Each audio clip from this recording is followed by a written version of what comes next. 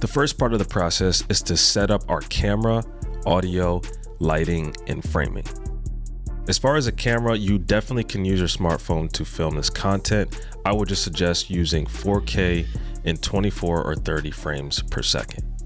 If you have a DSLR or mirrorless camera like we're using, I also recommend shooting in the highest resolution possible and using 24 or 30 frames per second.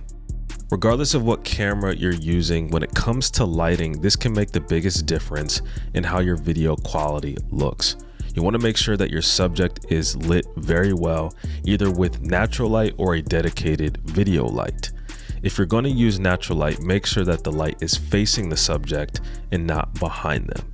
Here's the difference it makes even when recording with a smartphone. For this setup, we are using the Godox SL60W video light with a small lantern for a nice and soft light on our subject. And don't underestimate the importance of audio. If you're using your smartphone, then I would suggest getting as close as possible. That way you're closer to the microphone. You can also use a wireless microphone, which you can place directly on your subject and then connect it to your smartphone or even your camera. The last part is framing the subject. Make sure you frame yourself or the subject in the center of the frame, leaving them with a little bit of headroom. This goes for both recording vertically or horizontally.